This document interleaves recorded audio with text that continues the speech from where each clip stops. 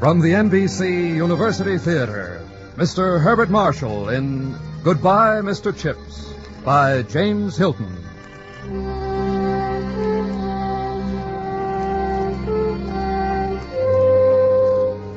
We bring you one of modern literature's most gentle stories, James Hilton's tender biography of an English schoolmaster, Goodbye, Mr. Chips, as adapted for radio by Agnes Eckhart. As our star, as Mr. Chips himself, we are proud to present one of the modern theater's most urbane actors, Mr. Herbert Marshall. At intermission, you will hear a recorded commentary on Mr. Chips and other writings of James Hilton by Hugh J. Coleridge-Mackiness. Here now, Goodbye, Mr. Chips, starring Herbert Marshall.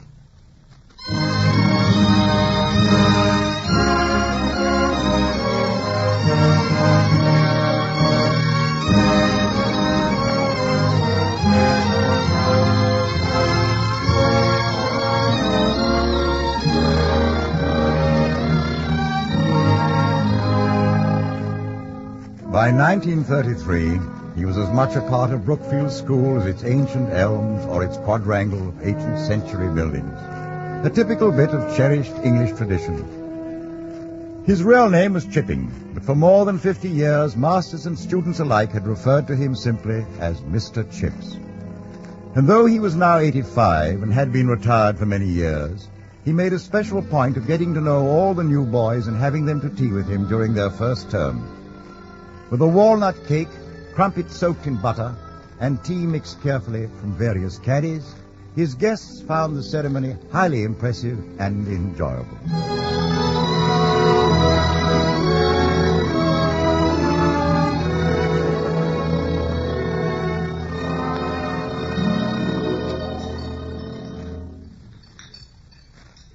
Perhaps you'd like another crumpet, Bolton.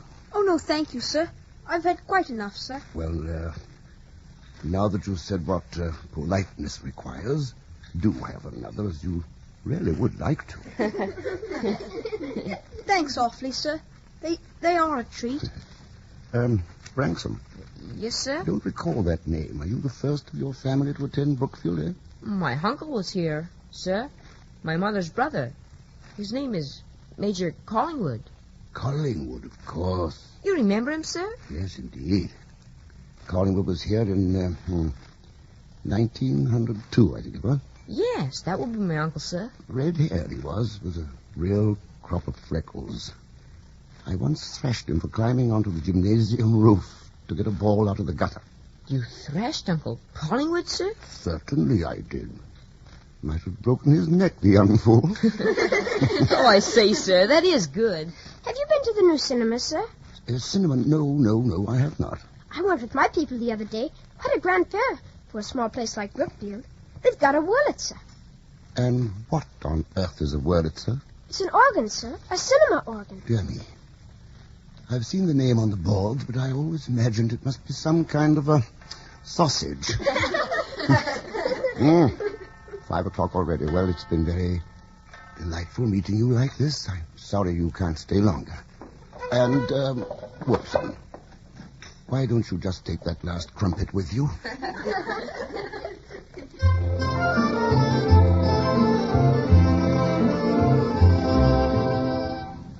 Because Mr. Chips was getting on in years, Dr. Merivale would stop by for a visit and a glass of sherry every fortnight or so.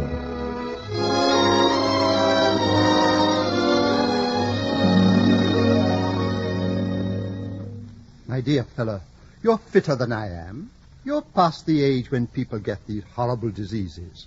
You're one of the lucky ones who are going to die a really natural death. Well, that is, of course, if you die at all.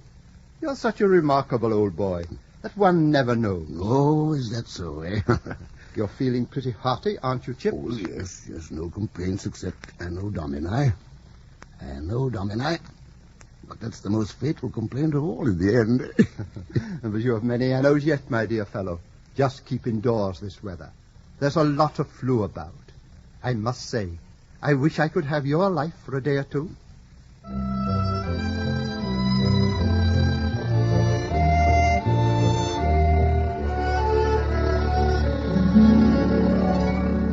His life. And what a life it had been. He leafed through the years as one turns the pages of a familiar book. The first time that he'd stood on big hall steps to take call over. The long school list curling over a board. And each boy as he passed speaking his own name to be verified and ticked off the sheet. Barnard, Bassingthwaight, Battersby, Beckles, Bedford, Bennett, Bentley, Best. That was in Betancourt, 1870. Lenstock, Chips was only 22 and feeling Boyd, quite at the Boyle, mercy of these young ruffians. Brainerd. He remembered vividly his interview with old Weatherby, Brookfield's head. Oh, yes, Mr. Chipping. I was told you wished to see me, Mr. Weatherby. Quite right, I did. Now, sit down. No, come, sit down, Mr. Chipping. Yes, sir, yes. According to your records, you spent a year teaching at Melbury before you came here. Yes, sir. And I do much prefer Brookfield to Melbury. I gather that disciplining the students was not always your strong point at Melbury. Oh, well, to be quite truthful, sir, they were a rather rowdy group at times. Well, they were only being boys, Mr. Chipping, and the ones here at Brookfield are no different, if not kept in hand. Perhaps you've learnt that already, Oh, well, sir, this morning, some young chap did rather upset the books on my desk. They'll play tricks on you if they can, sir. You must take a firm hand from the beginning. That's the secret of it. Yes, sir. Tonight you will take prep for the first time. Oh, yes, sir. And I can see you're not looking forward to it. And of course they'll be ready to pounce on you.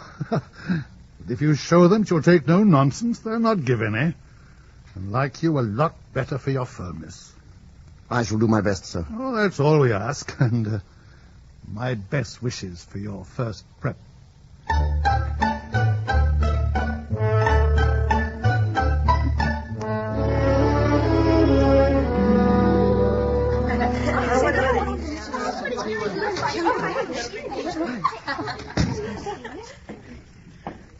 That's the new one. Look how pink his face is. What's his name again? Chipping. Mr. Chipping. Mr. Chipping. Mr. Chips. That's jolly. Mr. Chips. I bet we can put a lot over on him. I'll drop the lid of my desk. Pretend to be studying. You there in the fifth row, you with the red hair. What's your name? Carly, sir. Very well, Carly, you have 100 lines. But why, sir? Complete silence is demanded during prep. Desk lids can be rather an annoyance. But it was quite an accident, sir. I was trying to get a pen quill from my Since desk. you have so much time for explanations, Carly, that will be 200 lines. Perhaps the rest of you would like to join Carly in a similar task.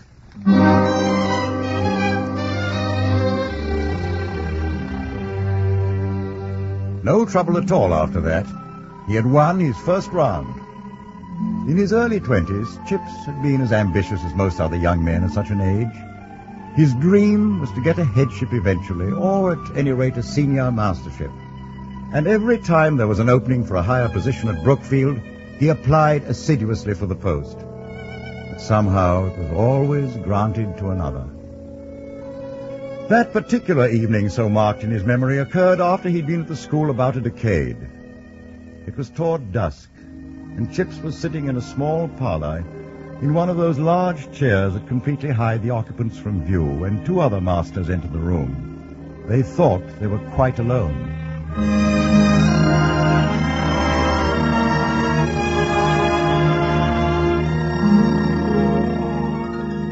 Well, congratulations, old man. Thanks, You're now a senior master. Thanks, Anderson. Well, of course you knew you'd get it. Not definitely. Oh, but you certainly had no serious competition. Chips had put in for the post. Chips? Oh, Chips is the perennial applier and is perennially disappointing. He must be competent, or they wouldn't keep him on. Oh, he's good for his job. He's a nice fellow, Chips, but run-of-the-mill, definitely run-of-the-mill.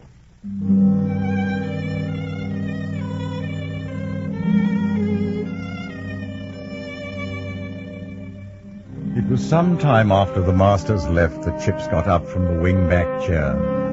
And if there had been anyone about who cared enough to observe him, they would have noticed a quiet but sad resignation in his eyes. He never tried for another promotion. Danbury. But as time went on, the possibility of staying where he was began to fill a comfortable niche in his mind. Gary. At 40, he was rooted, Dexter, settled, and quite happy at Brookfield. Dilworth. By the time he was 48, he Robbins, felt he could predict his Drexler, future with pleasant assurance. But that summer, during a vacation in the mountains, A very unexpected thing occurred. Least expected by Mr. Chips. Hello there! That sounded like someone calling. Hello! Dear me, it is a young woman calling. Can you hear me down there? I can see her now. Why, she's quite far out on that ledge. There's been some sort of trouble. Hello! Don't worry, I'm coming. Just stay where you are. Don't move. Why do these modern young women do such reckless things? Mountain climbing of all things. Difficult enough for me to scale this rock. Ooh! Now what have we? Turn my ankle. I've got to help her no matter what. Why don't women stay where they belong? Hello there. Hello. I'll be there in just a moment. Just... Here, take my hand. I can help you over that last crag. Huh? Oh, very well. Come along. Take my hand. All right. Now, there you are. Yes. Oh. Here I am. I'm afraid I'm not too much help to you now, really. I seem to have turned my ankle quite a bit. Well, I'm so dreadfully sorry. However, I shall do my utmost to assist you. I beg your pardon. I heard you calling for help. That's the reason. Well, I wondered what you meant about helping me. I'm afraid I don't quite understand the cause of your laughter. I wasn't calling for help at all. I was only waving to some friends of mine down in the valley. Oh, I see. Well, I'm so very sorry about your ankle, and now I shall have to rescue you. No, nonsense, not at all. I shall manage quite well. Oh, but you won't at all. I'll be quite all right. Oh, there, you see now. You really can't get down Great Gable alone with such a sprain. You seem to know the mountain rather well. Oh, yes, I'm quite experienced in climbing. You don't say. And my dear Mr. Chipping. And my name is Catherine Bridges. Now, Mr. Chipping, just put your arm around my shoulder and we'll manage quite nicely. You know, you must have that ankle attended to without delay. Yes, I suppose you're right. Very well, then. I must say, Miss Bridges, that you have rather a strange opinion of the humorous. I fail to see why a sprained ankle should be the cause of such mirth. Oh, I didn't mean to be rude, sir. But from the expression on your face, I fancy your ankle is not causing you nearly so much pain as your manly pride. Oh, do forgive me, Mr. Chipping.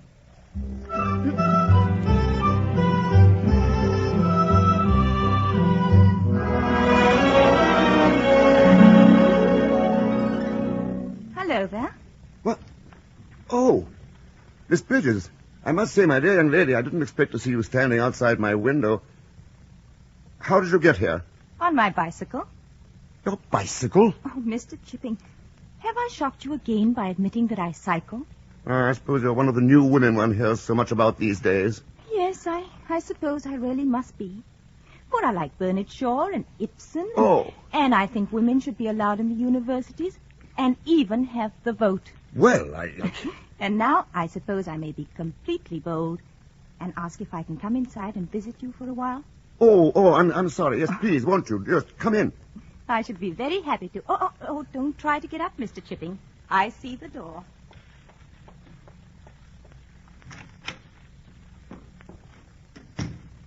And hello again. How do you do? Won't you sit down? Yes, thank you.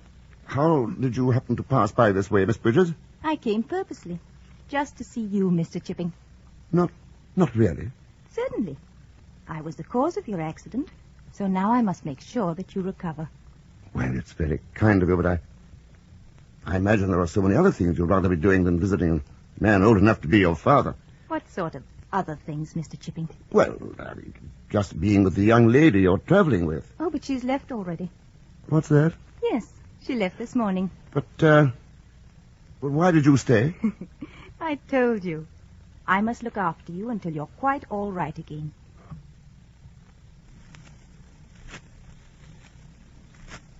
Dear me. So you see, I'm afraid you'll just have to put up with my visits, Mr. Chipping.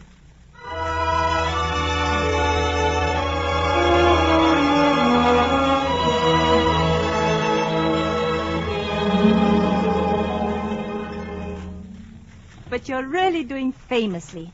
You know you'll soon be able to walk without the cane. Yes, possibly. Let's sit here on the stone wall. All right. And now, do tell me more about Brookfield, Mr. Chipping. Well, there's not much to tell, Miss Bridges. Of course there is. schoolmastering's so important, don't you think? To be influencing those who are going to grow up and matter in the world. Well, I do my best. That's all anyone can do in any job. Yes, of course. I do love it when you say simple things like that. Do you? I can't help but think I bore you, Miss Bridges. I've never been less bored in my life. Oh? And I find myself quite looking forward to the sight of your shocking bicycle. You do have a delightful humor, you know. Oh. Do you share it with your students, or are you a terribly strict master? Well, they're a pack of ruffians. One has to use discipline. Oh, certainly. I suppose they're all frightened to death of you and say, yes, sir, yes, sir, yes, Mr. Chipping. To be quite truthful, they generally refer to me as Mr. Chips. Oh, how wonderful. Why, it's a perfect name. Of course, I shall call you Chips, too, if I may. The name's never sounded quite so nice.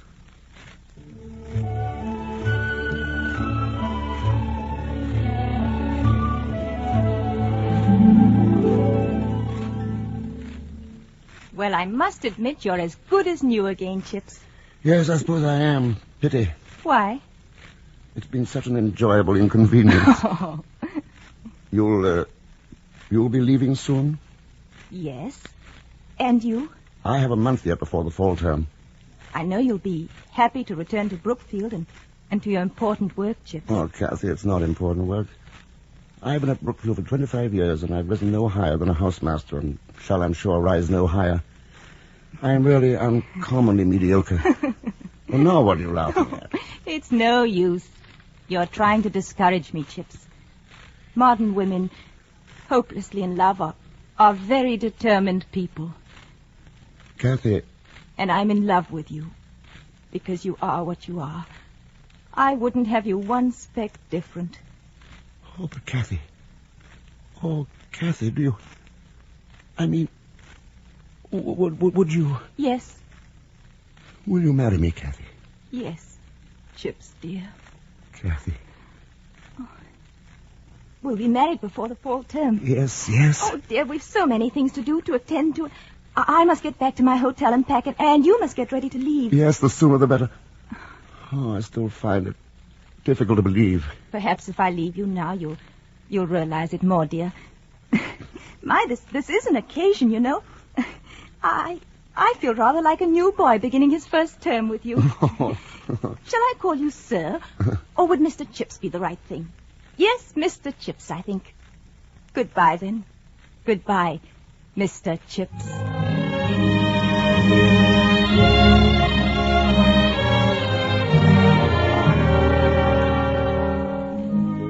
There followed then a time of such happiness that Chips, remembering it long afterward, hardly believed it could ever have happened before or since in the world.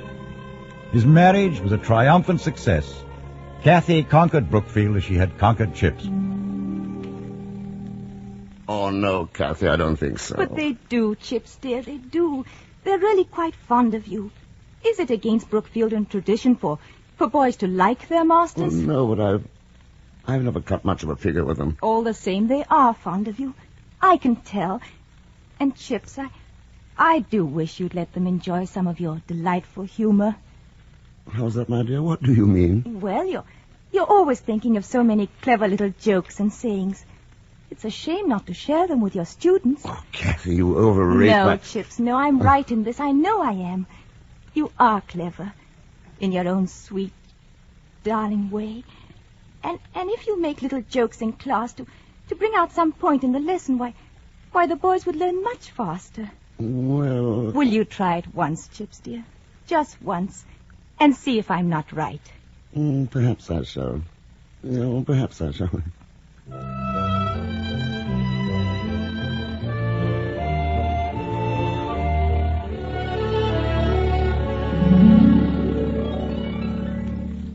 And now let us consider some of the laws of ancient Rome. There was... Collie. Yes, sir? Are you whispering to your neighbor, Collie? Well, sir, Yes or no? Yes, sir.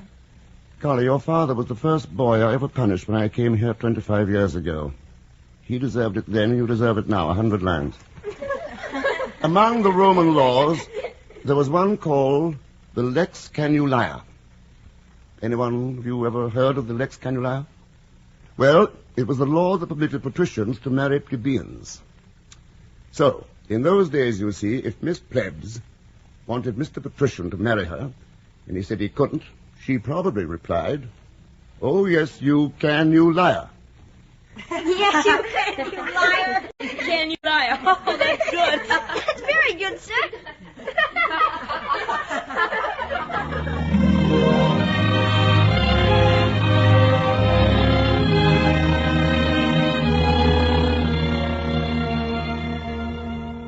Now came love, the sudden love of boys for a man who was kind without being soft, who understood them well enough but not too much, and whose private happiness linked them with their own. This time was a warm and vivid patch in his life, casting a radiance that glowed in 1,000 recollections. Catherine scampering along the stone corridors beside him, or taking part in the Mozart trio. Catherine furred and muffed for the December house matches. Catherine at the garden party. And there was always in his mind that spring day in '98.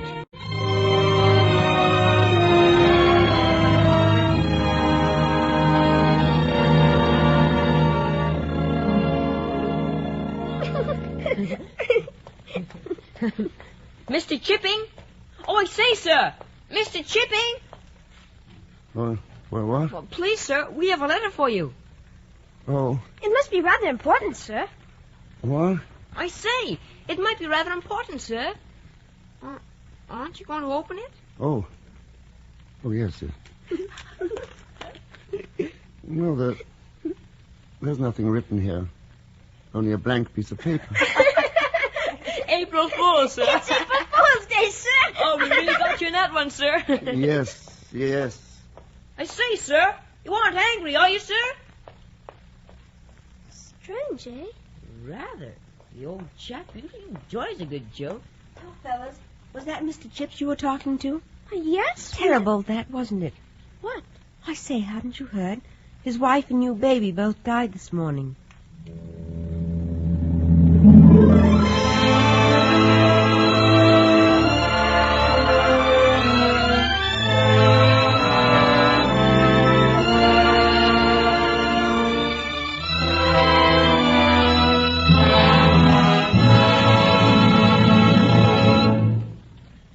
From Hollywood, the NBC University Theater is bringing you Herbert Marshall in a radio version of James Hilton's Goodbye, Mr. Chips. If you are interested in supplementing your enjoyment of these NBC University Theater productions with home study under college supervision, be sure to listen to the announcement at the close of this program. And now, our intermission commentator, the noted English lecturer and author, Hugh J. Coleridge-Mackernas. The boarding schools for boys of 12 to 18 in England, which native humour calls public schools because they are essentially private, are often foundations of age and always of tradition. They emphasize sound scholarship, hard work, and fair play, and aim at building character through responsible leadership. Mr. Hilton's imaginary Brookfield, though it lacks the size and prestige of Winchester, Eton, or Rugby, is true to type and dates from the age of Elizabeth. Such institutions need personal continuity, and men like Mr. Chips, who insensibly take root in the fabric of a school's best traditions, who have personalities and develop into characters and institutions themselves, men kind, friendly, utterly honest, and completely devoted to the place they serve, are invaluable and all too rare. When two of his colleagues dismissed him as a nice fellow but run-of-the-mill, they were only a little right. Mr. Chips is a common man, if you will, even as you or I or Robinson Crusoe, but far from a no-account one. He is not one of those whom John Masefield calls the periwig charioteers. He was not inflated by notions of his own importance. Indeed, he was almost too modest and too loyal to complain of a young headmaster so ignorant that he referred to the world's masterpieces of literature as dead languages. But he has his greatness, for he loved his vocation and not only found his true niche in life, but filled it with distinction. His work was consistently quiet and unobtrusive. As he himself remarked, you cannot judge a thing's importance by the noise it makes. And his reward was not the hero worship inspired by spectacular achievement, but the lasting affection and gratitude of generations of Brookfield boys and men.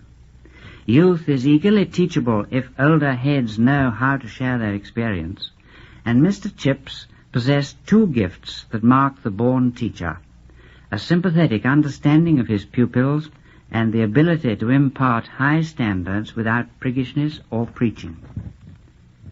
Apart from the moving sincerity with which it is told, I like this little story because against a background sketch of English school life as it was before and through the 2 world wars and still is, it gives a credible portrait of simple goodness. And that, though all too seldom front-page news, is what makes this world go round and matters most to us all. Thank you, Mr. Mackinnis. Our radio version of Goodbye, Mr. Chips, starring Herbert Marshall, will continue from Hollywood after a brief pause for station identification.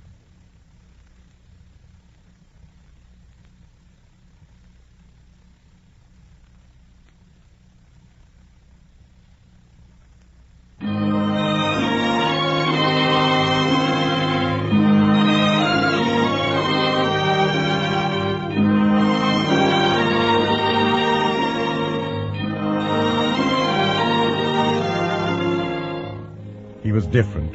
Everyone noticed it. Just as marriage had added something, so did bereavement. Kathy had bequeathed him a new calmness and poise. During the years that followed, he won an uncharted no-man's land of privilege, the right to those gentle eccentricities that so often attach themselves to schoolmasters and parsons. There was only one man at Brookfield who disapproved of Chips, but unfortunately this man was Ralston, the headmaster. That particular day in 1908 was an oft-turned page in his memory. It began with a talk between Chips and his friend Max Stafel, the German professor.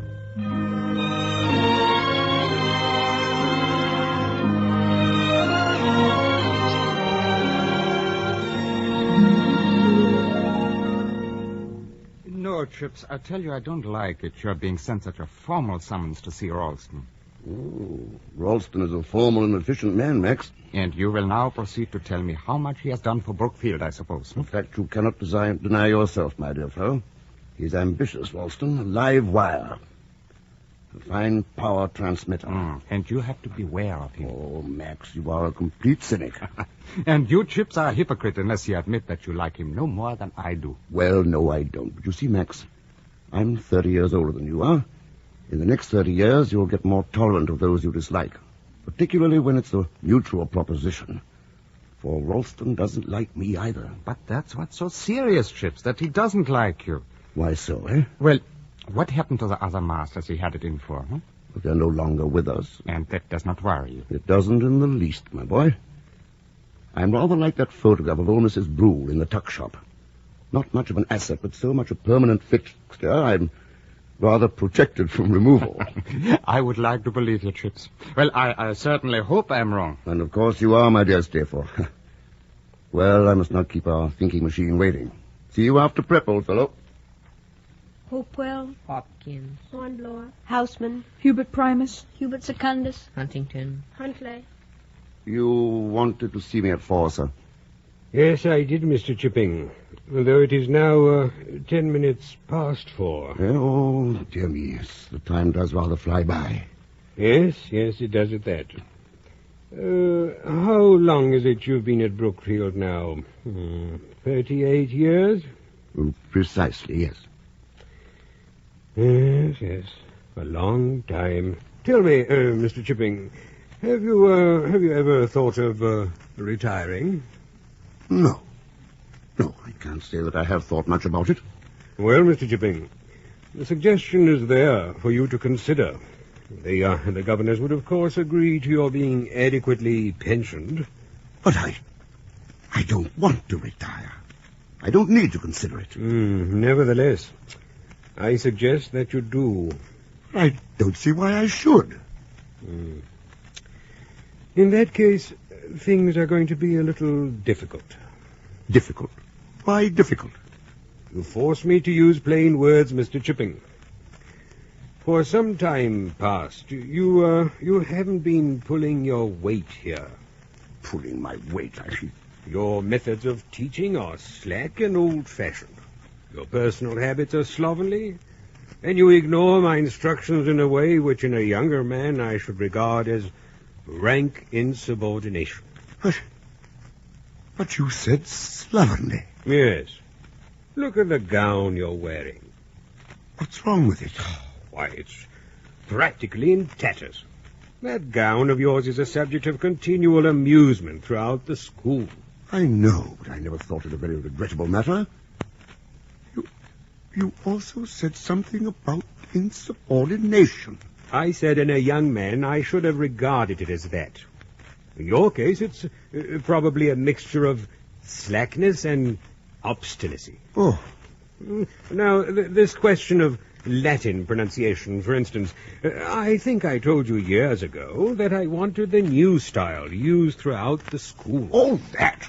Well, I admit that I don't agree with the new pronunciation. I never did. A lot of nonsense, in my opinion, making boys say Cicero at school when for the rest of their lives they'll say Cicero, if they ever say it at all.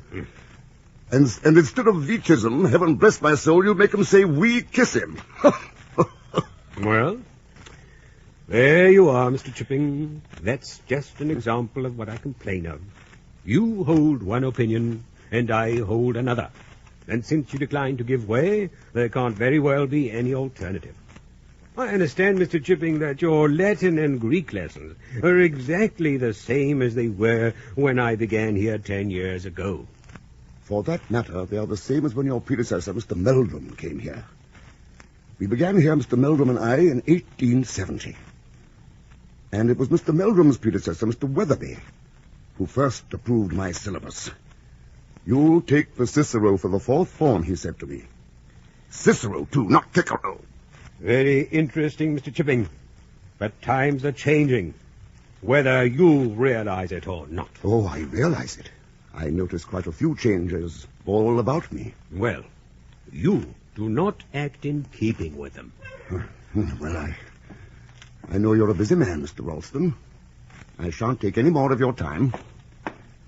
But I don't intend to resign, and you can do what you like about it. Good day, sir. Oh! Walby, what were you doing here? I was just passing by, sir. Just passing by. Well, see that you keep on passing right out to call over. Yes, sir, Mr. Chipping. Jonathan. Jordan. Joyce. Calland. Kane. Keats. Keesby Primus. Keesby Secundus. Kensington. Keniston. Kevis. Ingley. Kingsley. And I could hear everything old Ralston said. He can't make Chips resign. He said Chips had to resign. I'm going to write to my father. He knows one of the governors. And I'll write to my people. You know, Chips, he won't lift a finger to help himself. We'll have to rally round him. If Ralston sacks Chips, we'll have a public riot. What say? I'm for it. We'll show Ralston a thing or two. A public riot. That's the thing, all right. Yes, A public riot. riot. That's what we all have.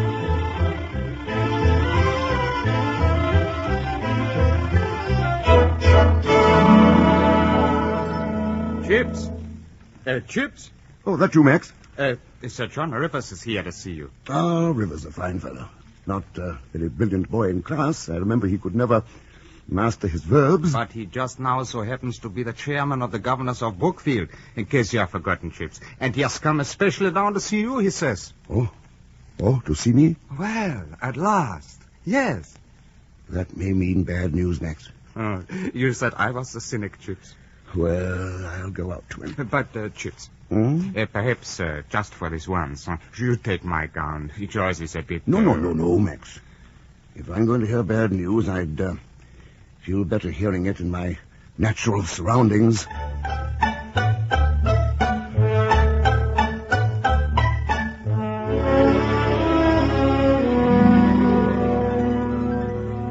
It's pleasant to walk around Brookfield on a spring morning, Chips. Yes. Brookfield is pleasant at any time. Things been going about the same for you? Oh, about the same, I should say. Chips, old boy, I hear you've been having the deuce of a row with Ralston. Well... I'm sorry to hear about it for your sake. But I want you to know that the governors are with you to a man. We don't like the fellow a great deal. Very clever and all that, but a bit too clever if you ask me. If he starts chucking his weight about with you, tell him very politely to go to blazes.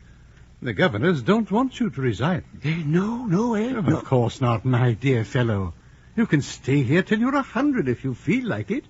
Indeed, it's our hope that you will. Bless me, Sir John, I think I've got a bit of soot in my eye. Livingston. Looking back upon that scene, Mansfield Primary. Chips could find it in his Mansfield heart to feel a little Mate. sorry for Ralston, who left soon after the incident to Marshall. better himself. Moore. In 1913, he had bronchitis and was off duty for nearly the whole of the winter term. And so he decided to resign that summer when he was 65. He would take rooms across the road with the excellent Mrs. Wickett, who had once been linen room maid. At that final end-of-term dinner in July, Chips received a check, a desk, and a clock, and he made a speech. I wish to thank the captain of the school for his very nice introduction, but I feel he was guilty of exaggeration in speaking of my services to Brookfield. But then he comes of an exaggerating family. I remember once having to thrash his father for it. I gave him 1 mark for a Latin translation, and he exaggerated the 1 into a 7. I have been at Brookfield for 42 years. I've been very happy here. It has been my life. I remember lots of changes at Brookfield. I remember the first bicycle. I remember when we used to have a member of the domestic staff called a lamp boy, who did nothing else but clean and trim the lamps throughout the school. I remember when 2/3 of the school went down with German measles and Big Hall was turned into a hospital ward. I remember the great bonfire we had on Mafeking night. It was lit too near the pavilion, and we had to send for the fire brigade to put it out. And the firemen were having their own celebrations, and most of them were in a regrettable condition. In fact, I remember so much that I often think I ought to write a book. Now, what should I call it? Memories of Rod and Lines, eh? Well, perhaps I shall write it someday. But I'd rather tell you about it, really.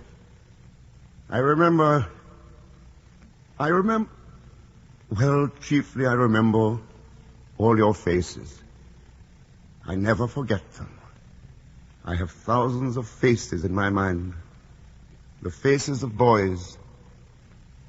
Perhaps someday you'll see me somewhere and I shan't recognize you, and you'll say to yourself, the old boy doesn't remember me. But I do remember you as you are now. That's the point. In my mind, you never grow up at all. Sometimes, for instance, when people talk to me about our respected chairman of the governors, I think to myself, yes, a jolly little chap with hair that sticks up on top, and absolutely no idea whatever about the difference between a gerund and a gerundive. Well, I mustn't go on all night. Think of me sometimes, as I shall certainly think of you.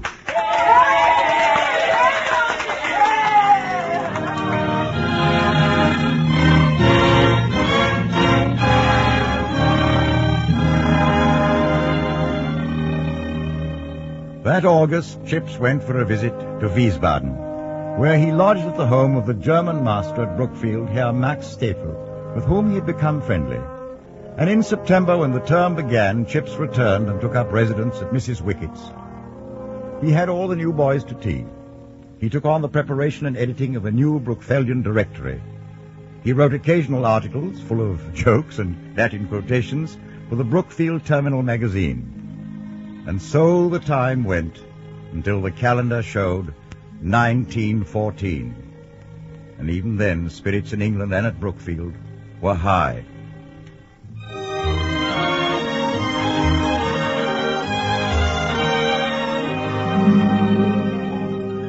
what's the news from the fatherland, Max? Oh, nothing that we don't hear right in England. There is talk of war, of course. But it's not serious. I think not myself, Chips. They say there's trouble between Austria and Serbia. It won't come to anything. Oh, well. I'm going to visit my family for the summer. I think I told you, Chips. Yes, you did mention it, yes. Get a bit of rest for yourself. You know, you have to be fit for the new term. I hear we're getting some regular rascals. Yeah, I will. And you take care of yourself, too. Well, I must finish my packing. I'll see you soon. Oh, yes. Auf Wiedersehen, Chips. Auf Wiedersehen, Max.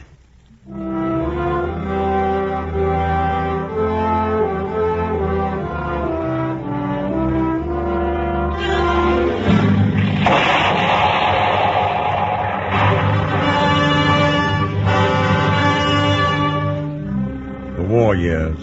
Students and masters alike leaving for the front. And every Sunday night in chapel, Chatteris the head, reading out the names of old boys killed, together with short biographies. It was always very moving. But Chips in the back pew under the gallery thought... Well, they're only names to him. He doesn't see their faces as I do. All of their smiling, boyish faces.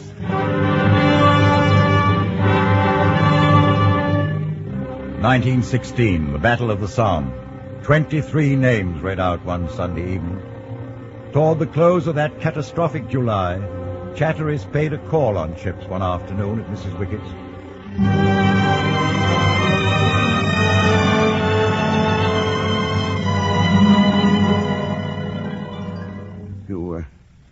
You look a bit tired, I must say. But I know you're overworked. Well, to tell you the truth, Chippy, I'm not having too easy a time here. I'm 39, you know, and unmarried, and lots of people think I'm a slacker for not being at the front. Oh, no. Oh, I know they do. But it so happens I'm diabetic.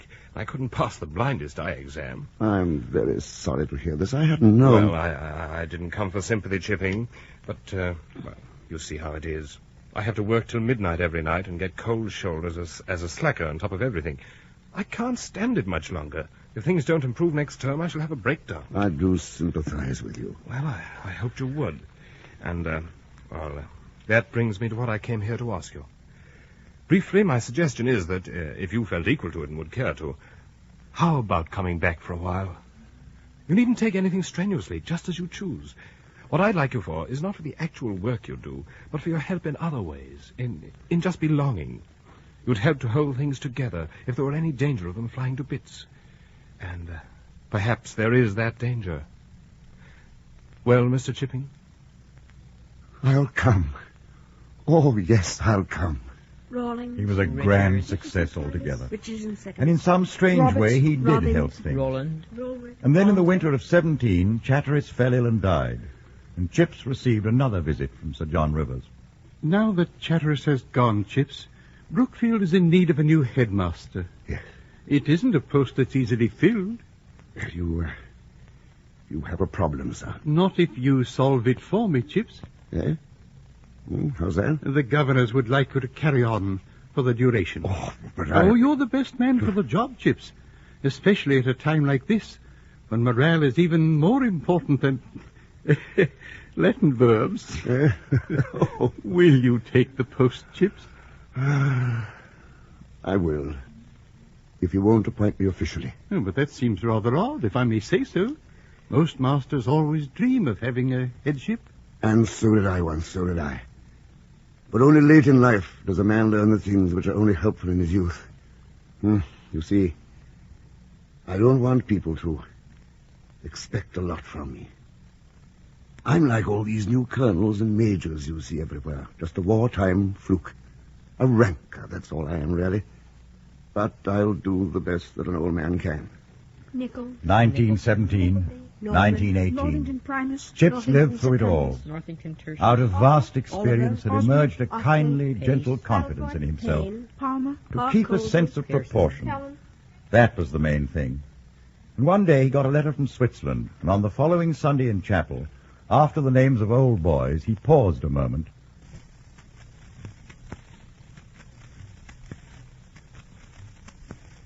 And then added, Those few of you who were here before the war will remember Max Stapel, the German master. He was in Germany visiting his home when war broke out. He was popular while he was here and made many friends. Those who knew him will be sorry to hear that he was killed last week on the Western Front. On the Western Front, Chip says. Yes. Does that mean he was fighting for the Germans? I suppose it does. Seems funny, didn't you read out his name with all the others? After all, he was an enemy. Just one of Chip's ideas, I expect. The old boy still has them. Yes, he still had them. Those ideas of dignity and generosity that were becoming increasingly rare in a frantic world. And once on a night of full moonlight, the air raid, warning, was given while Chips was taking his lower fourth in Latin. The guns began almost instantly, and as there was plenty of shrapnel falling outside, it seemed to Chips that they might just as well stay where they were, on the ground floor of School House.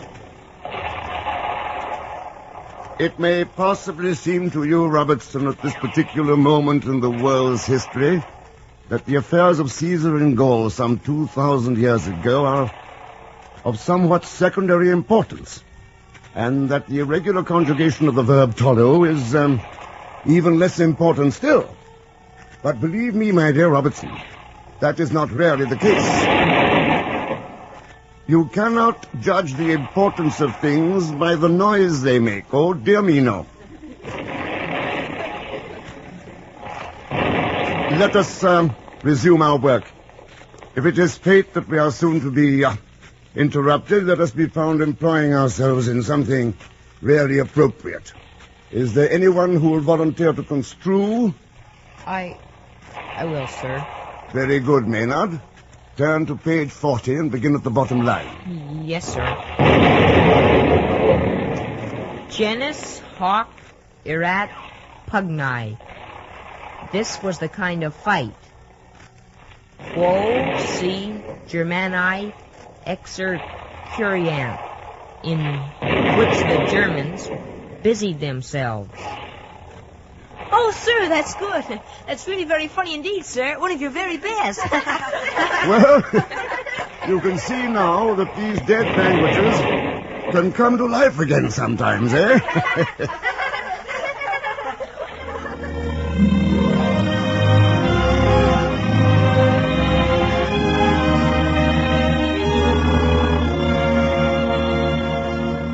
He was a legend, with his old and tattered gown, his walk that was just beginning to break into a stumble, his mild eyes peering over steel-rimmed spectacles, and his quaintly humorous sayings.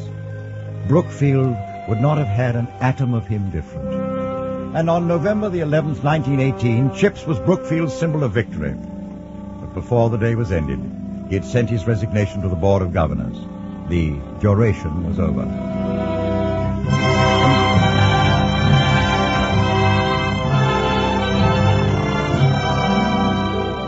And now, 15 years later, on a cold and foggy afternoon, he sat in his front parlor at Mrs. Wickett's. She was out, but she had left the tea things ready in case anyone called. On such a day, however, visitors were not likely. But no, someone was there. Chips answered the front door himself, which he shouldn't have done, and encountered a rather small boy wearing an expression of anxious timidity. Please, sir, does Mr. Chips live here? Oh, you'd better come inside out of that fog. Yes, sir. Come along. I am the person you want. Now, what can I do for you? I was told you wanted me, sir. Oh, sir, perhaps the older boys were playing a trick on me. A trick, eh? They quite insisted that you wanted to see me, but I suppose they were just... No, wait. Whether they knew it or not, they were quite right. Quite right, my boy. I want you to take tea with me. Sit down by the fire. It's all prepared. Oh, thank you, sir. I don't think I've ever seen your face before. How is that? I've only just come out of the sanatorium, sir. I've been there since the beginning of term with measles. Ah, that accounts right. Here's your tea. Help yourself to a crumpet. Thank you very much, sir. What is your name, my boy? Linford, sir, from Shropshire. Linford. Any of your family here before you? No, sir. I'm the first. And how do you like Brookfield? Well, sir, I haven't had time to see a very great deal of it. The measles, you know, sir. Yes, the measles, to be sure. How much nicer if they had come just before your term finals, eh? Yes, sir. You know, Linford, you'll like Brookfield when you get used to it. Not such an awful place. No, you're a bit afraid of it, yes, eh? Yes, sir. So was I, my dear boy, so was I at first. That was a long time ago. 63 years ago, to be precise. When I first went into Big Hall and I saw all those boys, I tell you. Oh, I was scared. Indeed, I don't think I've ever been so scared in my life. Not even when the Germans bombed us during the war. But it didn't last long. The scared feeling, I mean. I soon made myself at home. Were there a lot of other new boys that term, sir? Oh, bless my soul, I wasn't a boy at all. I was a man. A young man of 22. And the next time you see a young man, a new master, taking his first prep in Big Hall, Linford, just think what it feels like. But... Yeah? Well, if you were 22 then, sir... Yeah? You must be very old now, sir. I'm certainly no chicken. Oh, sir, I didn't mean... Nothing to worry about, my boy. Have another crumpet. Thank you, sir. You know, Linford, you're growing up into a very cross sort of world. Maybe people have got over some of its crossness by the time you're ready for it. Let's hope so at any rate. For your sake. Well... I'd better be going, sir. Yes, well, I'm very happy to have met you, Linford. It's been no end of a pleasure for me, sir. For a bit I was afraid the boys were just playing a trick on me. Oh, you did, eh? Well, now you can go and tell them they were quite right. That I most certainly wanted you for tea. Oh, I shall certainly tell them, sir. Well, goodbye, my boy. Goodbye, and thank you again, sir. Goodbye, Mr. Chips.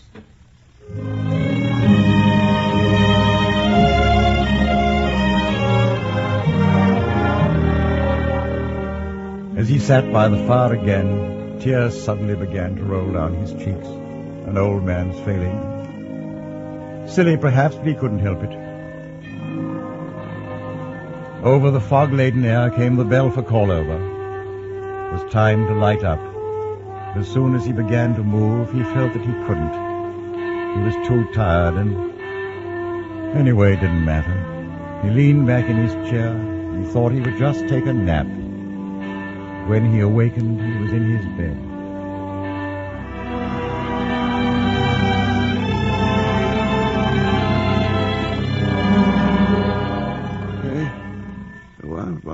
What? Well, you old ruffian.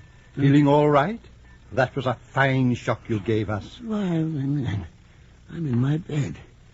What's happened? Merely that you threw a faint. You're all right now. Take it easy. And Cartwright here.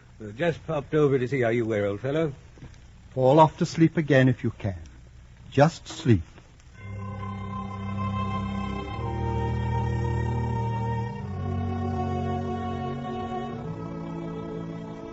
Just sleep. Take it easy. Get some sleep. Give your best to Brookfield, and we will give you something in return. But you'll never get down Great Gable with such a sprain. Yes, you can, you liar. Oh, that's very good, sir. Of course, I shall call you Chips, too. It's April Fool's Day, sir. I'm afraid we got you, sir. Well, goodbye, then. Goodbye, Mr. Chips. Brookfield wouldn't be the same without you. We all know it. Auf Wiedersehen, Chips. Auf Wiedersehen. Quo si Germani exer curians, in which the Germans busy themselves. Please, sir, does Mr. Chips live here? Yes, he rarely seems to be resting quietly. Nothing wrong but age, I suppose. Nothing else. Poor old chap. Must have lived a lonely sort of life all by himself. Not always by himself. He married, you know. Pity he never had any children. What was that you were saying about me just now? Oh, nothing at all, old chap. Nothing at all. No, but I heard you. You were talking about me. Absolutely nothing, my dear fellow. Really, I give you my word. I thought I heard you. One of you. Saying it was a pity. A pity I never had any children, eh? But I have, you know. I have. Yes, I have. Thousands of them. Thousands of them. And all boys. Jefferson. Jennings. Roland. Judd. Kingsley Primus. Kingsley Secundus. Kingsley Tertius. Harper. Haslett. Hatfield. Hatherley. Bone. Boston. Bovey. Bradford. Bradley. Goodbye, Mr. Chips.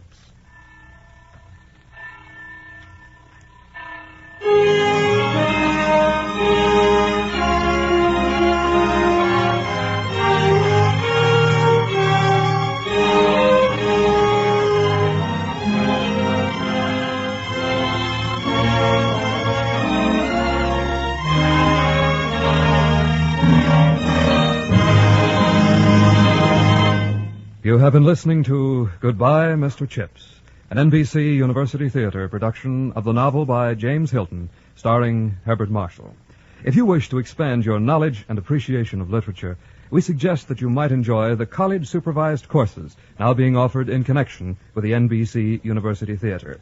For full information as to how you may enhance your knowledge through these home study courses, write to NBC University Theater, in care of the University of Louisville, Louisville, Kentucky, the University of Tulsa, Tulsa, Oklahoma, or Kansas State Teachers College, Pittsburgh, Kansas. Next week, be with us again at the NBC University Theater for a dramatization of J.P. Marquand's best-selling novel, Point of No Return, starring Mr. Kent Smith. And the following week, a revival of the deeply moving How Green Was My Valley by Richard Llewellyn.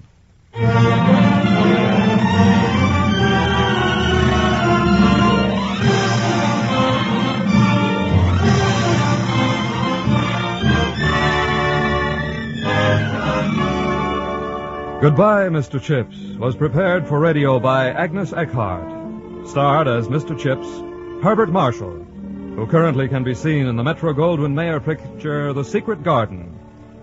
Our cast included Ramsey Hill, narrator, John Ramsey Hill, Billy Hammond, Johnny McGovern, Guy Bellis, Crawford Kent, Henry Blair, Jerry Farber, Alma Lawton, Ben Wright, Donald Morrison, Norman Field, Dan O'Herlihy. Your announcer, Don Stanley. Our intermission commentator was Hugh J. Coleridge-Mackernis, whose commentary was recorded.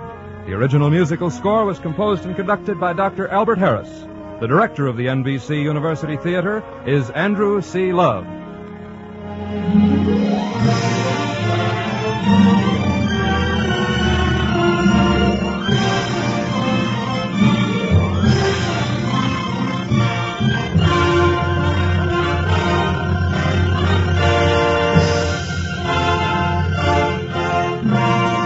This program came to you from Hollywood. This is NBC, the national broadcasting company.